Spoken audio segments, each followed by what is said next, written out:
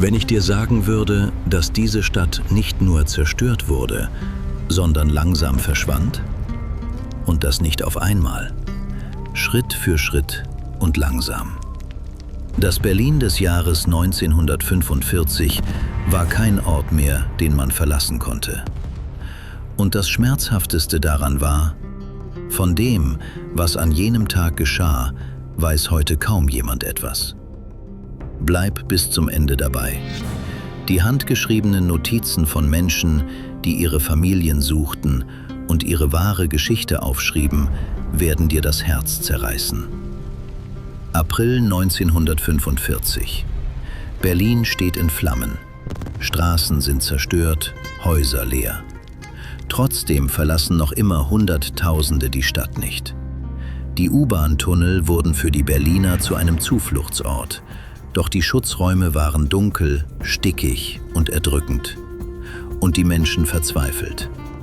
Kinder, die seit Tagen keinen Himmel mehr gesehen hatten, konnten sich nur noch vorstellen, wie er aussieht. Das Schwierigste war, dass die Erwachsenen versuchten, ihre Angst nicht zu zeigen und so zu tun, als wäre alles unter Kontrolle. Und genau hier beginnt die vergessene Seite dieser Tage. Während oben die Stadt unbewohnbar wurde, spielten sich in den Tunneln Geschichten ab, über die kaum jemand sprechen will. Was die meisten nicht wissen: In diesen Wochen lebte das eigentliche Berlin unter der Erde. Die U-Bahn-Stationen Berlins wurden in diesen schweren Tagen zu riesigen Schutzräumen. Die Stationen wurden sowohl zu Wohnbereichen als auch zu Krankenstationen. Es gab keinen Strom und kaum richtige Ausrüstung, meist nur Kerzenlicht. Unter diesen Bedingungen operierten Ärzte die Verwundeten. Und alle, die noch am Leben waren, versuchten einander zu helfen. Während die Menschen in den Tunneln damit kämpften, geschah etwas Unfassbares. Ein Ereignis, das sich tief ins kollektive Gedächtnis eingebrannt hat. In einem Tunnel unter dem Landwehrkanal kam es zu einer Explosion. Durch die Wucht der Detonation begann das Wasser des Kanals innerhalb weniger Minuten die Berliner Tunnel zu fluten. In diesem Moment befanden sich verwundete Soldaten, Frauen und Kinder in den Tunneln. Das dunkelste Ereignis dieser schweren Tage Berlins ist bis heute nicht vollständig aufgeklärt. Es wurde behauptet, das Ziel der Explosion sei gewesen, den sowjetischen Vormarsch zu stoppen. Doch wer den Befehl gab und wie viele Menschen genau starben, wurde nie geklärt. Und hier eine kurze, aber nachdenkliche Frage. Wie lange hättest du all das ausgehalten, wenn du damals dort gewesen wärst? Und was machten die Kinder des Krieges in diesen Tagen? Die erschütternden Wahrheiten hören nicht auf. Während der Krieg mit voller Wucht weiterging, wurden sogar sehr junge Menschen in den Kampf geschickt. Kinder im Alter von 12 bis 17 Jahren, die als Hitlerjugend bezeichnet wurden, erhielten den Auftrag, die Pichelsdorfer Brücke zu verteidigen. Diese Jugendlichen mussten in Berlin gegen sowjetische Panzer kämpfen. Für viele von ihnen waren es die letzten Tage ihres Lebens. Einige Eltern versuchten, ihre Kinder vor der grausamen Realität des Krieges zu schützen. Sie versteckten ihre Söhne an Orten, die sie für sicher hielten.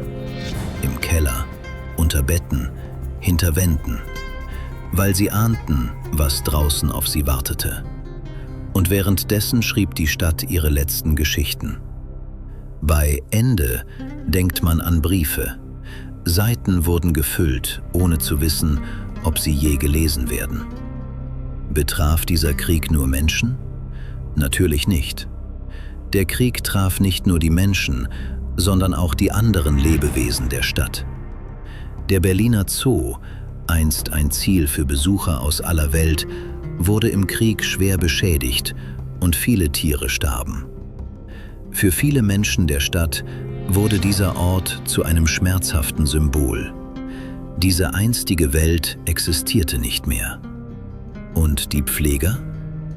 Auch sie blieben während der Bombardierungen bei ihren Tieren. Einige Pfleger verloren dabei ebenfalls ihr Leben.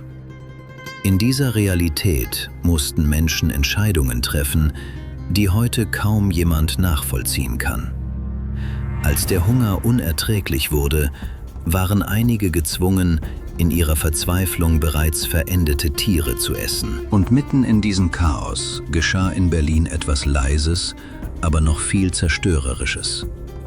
Während die Stadt ihre letzten Tage erlebte, überraschte eine seltsame Stimme aus dem Berliner Rundfunk alle.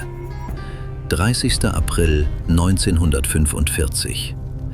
Der Berliner Rundfunk sendete noch immer. Während sowjetische Truppen sich dem Gebäude näherten, lief stundenlang Wagners Götterdämmerung. Es wirkte wie ein letzter Klagegesang für eine untergehende Stadt. Zeitzeugen nannten das, was geschah, einen surrealen Wahnsinn. Und dann legte sich tiefe Stille über alles. Am 2. Mai 1945 kapitulierte Berlin.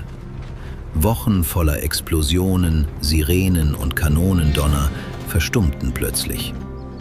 Jahre später sagte ein Überlebender: „Ich habe zum ersten Mal Vögel gehört und ich hatte Angst vor dieser Stille." In dieser Stille wussten die Menschen nicht, wie sie reagieren sollten. Erleichterung? Freude? Oder die Angst, dass alles wieder von vorne beginnt? Was waren eigentlich die handgeschriebenen Zettel der Menschen, die ich am Anfang erwähnt habe? Stell es dir vor, überall in der Stadt liegt alles in Trümmern und du findest deine Familie nicht in diesen Ruinen. Was, wenn sie genau dann dort vorbeikommen, wenn du nicht da bist? Deshalb klebten die Berliner hunderte Zettel an die zerstörten Wände der Stadt mit handgeschriebenen Nachrichten wie diesen. Hat jemand meine Mutter Else gesehen? Sie war im Keller der Müllerstraße 14. Karl, wenn du das liest, wir leben. Wir sind bei Tante Frieda. Die meisten dieser Notizen wurden nie gelesen. Einige wurden erst Jahrzehnte später in den Trümmern gefunden. Wie würdest du dich fühlen, wenn du damals einen deiner Angehörigen verloren hättest? Als die Menschen aus den Schutzräumen kamen, war die Stadt, die sie kannten, verschwunden.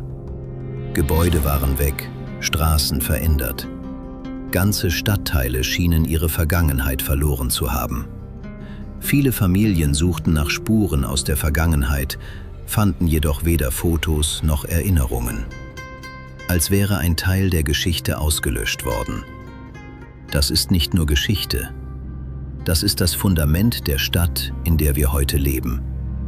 Jede Straße, jeder Platz, jede U-Bahn-Station in Berlin trägt diese Vergangenheit in sich. Deshalb ist es so wichtig, darüber zu sprechen. Denn Geschichte besteht nicht aus Zahlen. Geschichte besteht aus Menschen. Gibt es in eurer Familie Geschichten aus dieser Zeit? Schreibt sie in die Kommentare. Teilt sie, damit sie nicht vergessen werden.